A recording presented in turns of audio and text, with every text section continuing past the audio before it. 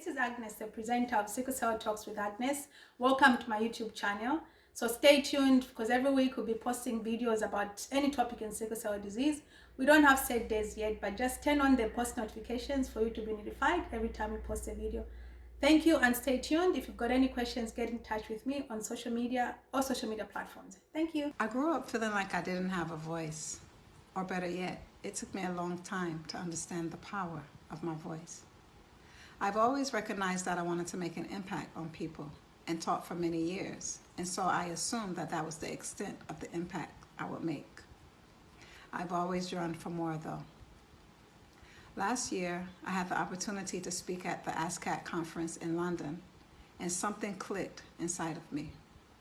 I realized how meaningful my story is and how strong of a voice I do have. You see, growing up with sickle cell disease, I always felt small.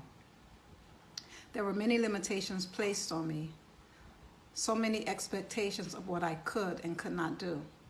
And so I internalized those things, those positions, those stigmas. And it's funny, because although I internalized them, I didn't buy into them, if that makes sense. I knew from early on that sickle cell would not be the cause of my demise. I don't and have never viewed myself as sick, even when I've been hospitalized or deathly ill. I've lived a practically normal life, as much as I can possibly define normal. I travel more than some healthy individuals. I don't allow myself to be limited in the decisions I make. I led a group of junior high school students, some who had learning disabilities, on a college tour because I wanted them to understand that the sky is the limit and that they can reach any height regardless of the labels that were placed upon them. I have moved all over the U.S. and lived in Nigeria for several years during my adult life. So I have internalized stigmas and expectations placed on me on one hand, but on the other hand, I've lived a pretty free and amazing life. I've always lived within this dichotomy of power and limitation. So as I am continuously evolving, I have come to a point now where I decide to live to my fullest, not just in my physical life, but also in my thought life. I had the stroke at the age of 12 because of sickle cell. I received blood transfusions for years and years to manage sickle cell.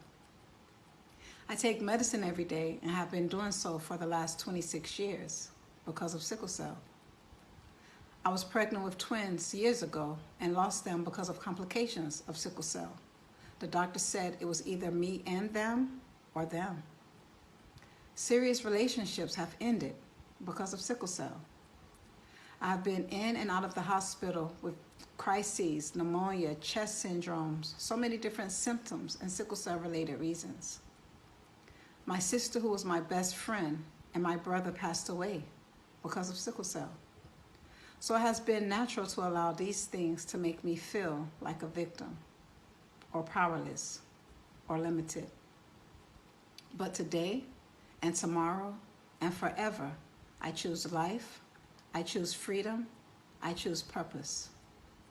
As we continue to go through the next several months, or maybe even the rest of the year on lockdown because of this pandemic, we too must decide to stand for ourselves, accepting the limitations of the situation, but not allowing the limitations to limit us, and not allowing them to define our peace of mind and peace of heart.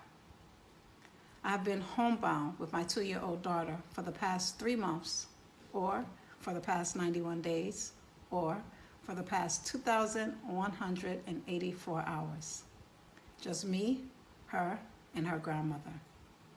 And it has been difficult because I am used to traveling, getting away, having my own space.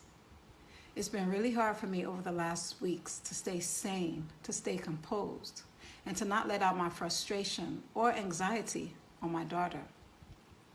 And I'll be honest and say I have had moments. But I've come to the conclusion that it is so important to live in the present, to enjoy each situation as much as I can, even when it looks hopeless, and to look for reasons to smile, to dance, to laugh. These are things that I have had to do throughout my life to make it through the difficult scary, and heartbreaking times.